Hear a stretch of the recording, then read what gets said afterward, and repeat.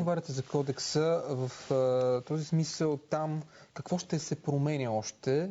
Има много дискусии, те се случват всеки ден, включително и вчера. Вероятно следите разговор за това, че може да има завой в наркополитиката, затова предупреждават от неправителствени организации и че ще се влиза едва ли не за цигара, марихуана в затвора. Как ще справите с това недоволство? Не знам дали знаете този случай. Не ви разбрах кой недоволства? Различни неправителствени организации. Търговците на наркотици недоволстват? Не, те не са неправителствени организации. Неправителствени.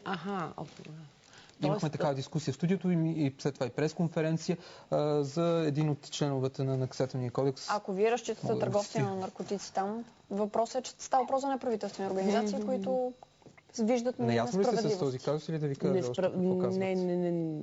Не мисля. Имахме много становища и предложения от неправителствени организации, главно и от отделни граждани по време на съгласуването на уебсайта на Министерството, който беше отворен за всички, за мнение за легализиране на марихуаната или нещо подобно. Не знам, ако за това говорите, вероятно се шегувате. Ще ви предам. Не може да сте сериозни. Вчера имаше пресконференция. Това, което те казват, е, че в проекта са разписани тежки наказания за притежанието на наркотици, но не е предвидено какво се случва, когато има заловени с нищожни количества дрога. Казват още, че съдебната система ще се задръсти от дела за притежание на цигара, марихуана. Става въпрос за член 354 алинея, всъщност не мога цяло, но 354 члена може да последствие се Предполагам, че това са същите организации, които настояваха за изобщо ненаказване на притежанието на наркотици.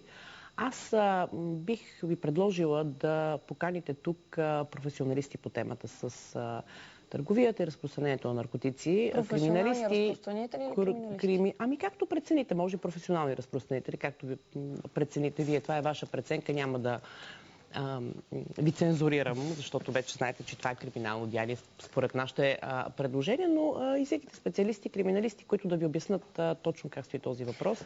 Аз лично като юрист мисля, че сме постъпили правилно в закона. Ще видим какво ще каже.